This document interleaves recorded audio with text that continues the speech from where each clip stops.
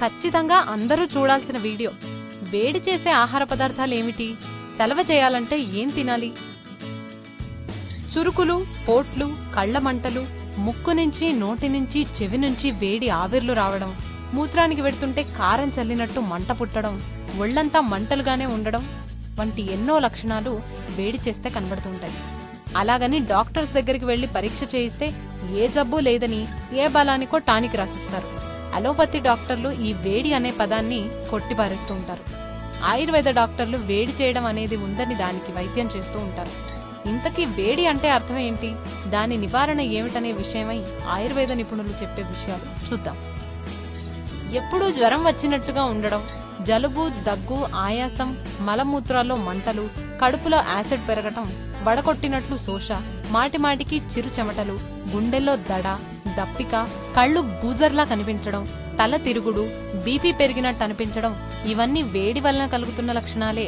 వేడి పెరిగినప్పుడు కడుపులో మంట, గొంతులో మంట, కళ్లలో మంట, అరికాళ్లు అరచేతులో మంట, మలమూత్రాల్లో మంట, ఇలా ఒళ్లంతా మండిపోతున్నట్టు అనిపించడానే వేడి చేయటం అంటారు. వేడిని అలానే కొనసాగిస్తూ ఉంటే చిన్న చిన్న లక్షణాలే ముదిరి పెద్ద వ్యాధులుగా మారతాయి. వేడి అనేది శరీరంలో మితిమీరే కొద్దీ జీవకణాలు దెబ్బతినే అవకాశం కూడా ఉంటుంది. రక్తహీనత, రక్తనాళాల వ్యాధులు త్వరగా సోకే అవకాశం ఉంటుంది.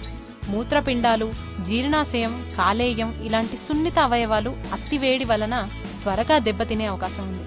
కాబట్టి మూత్రంలో మంట పదే పదే అలవాటుగా వస్తున్నట్లయితే వెంటనే వేడిని తగ్గించే చర్యలు తీసుకోవడం అవసరం. వేడి ఎక్కువగా ఉందనుకున్నప్పుడు వెంటనే చలవ చేసే పదార్థాలను తీసుకుంటూ వేడి చేసేవి తినకుండా ఆపుతూ శరీరాన్ని మళ్లీ సమస్థితికి తెచ్చుకోవడం అవసరం. మనం తీసుకునే ఆహార పదార్థాలలో పులుపు, అల్లం, వెల్లుల్లి, మసాలాలు, నూనెలో వేసిన పదార్థాలు, ఊరగాయలు వేడి చేసే స్వభావాన్ని కలిగి ఉంటాయి. ఉదయాన్నే మనం ఎంతో ఇష్టంగా తినే టిఫిన్లలో అధిక భాగం వేడి చేసేవిగానే ఉంటాయి. ఆఖరికి ఇడ్లీని కూడా కారప్పొడి, అల్లం చట్నీ, శనగ చట్నీ, సాంబార్ లాంటి వేడి చేసే ద్రవ్యాలతో తింటాం కాబట్టి అది కూడా వేడిని పెంచేదిగానే ఉంటుందంటారు ఆయుర్వేద వైద్యులు. ఇక తరచూ వేడి చేస్తున్నదంటే వేడి శరీర తత్వం ఉన్నదని అర్థం. ఇలాంటి వారు పులుపు, అల్లం, వెల్లుల్లి వాడకాన్ని ఎంత తగ్గిస్తే అంత మంచిది. చింతపండు వెయ్యని పప్పుచారు లేదా సాంబార్ని వాడాలి. ముఖ్యంగా పెసరకట్టు, కందికట్టు చలవనిస్తాయి. దానికి తోడు పులుపు లేకుండా రసం ఎక్కువగా ఉండే పుచ్చకాయ, కర్బూజా, దానిమ్మ, కమల, కీరదోస ఇలాంటివి వేడిని తగ్గించడంలో ప్రముఖంగా పనిచేస్తాయి. కాఫీ, టీ, ఆల్కహాల్ వేడి చేస్తాయి. మజ్జిగ చలవ చేస్తాయి. ఉప్పు, పులుపు, కారపు రుచులు వేడిని పెంచుతాయి. తీపి, వగరు, చేదు చలవనిస్తాయి. సొరకాయ చలవ చేసేదే, కానీ వేడి చేసే చింతపండు రసం పోసి వండడం వల్ల సొరకాయ పులుసు కూర కూడా వేడి చేసేదిగా మారిపోతుంది. క్యారెట్, ముల్లంగి, యాపిల్ లేదా తర్బూజా లేదా పుచ్చకాయ ఈ మూడింటిని సమానంగా తీసుకుని జ్యూస్ చేసుకుని రోజూ ఒక గ్లాస్ చొప్పున తాగుతుంటే వేడి తగ్గుతుందని చెప్తారు. ధనియాలు, జీలకర్ర, శొంఠి ఈ మూడింటిని సమానంగా తీసుకుని మెత్తగా దంచిన పొడి 1 చెంచా మోతాదులో గ్లాస్ మజ్జిగలో కలుపుకుని రోజు తాగితే శరీరంలో వేడి సమస్థితికి వస్తుంది. నీరుల్లిపాయలు కూడా వేడిని తగ్గిస్తాయి.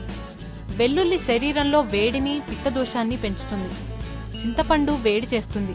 దానిమ్మ, టమోటా, ఉసిరికాయ తొక్కు పచ్చడి ఇవి చలవ చేస్తాయి. చింతపండుకు బదులుగా తేలికగా వీటిని వాడుకోవచ్చు. వేడి చేసే స్వభావం ఉన్న వ్యక్తులు ఉదయం పూట టిఫిన్లకు బదులుగా మజ్జిగన్నం తినడం సర్వశ్రేష్టం.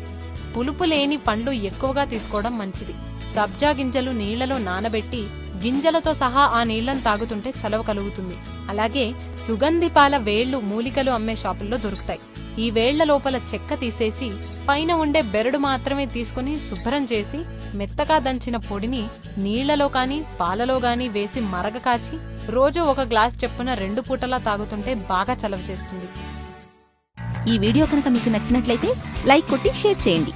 మరిన్ని వీడియోస్ చూడాలనుకుంటే వెంటనే సబ్స్క్రైబ్ చేయండి. Thank you.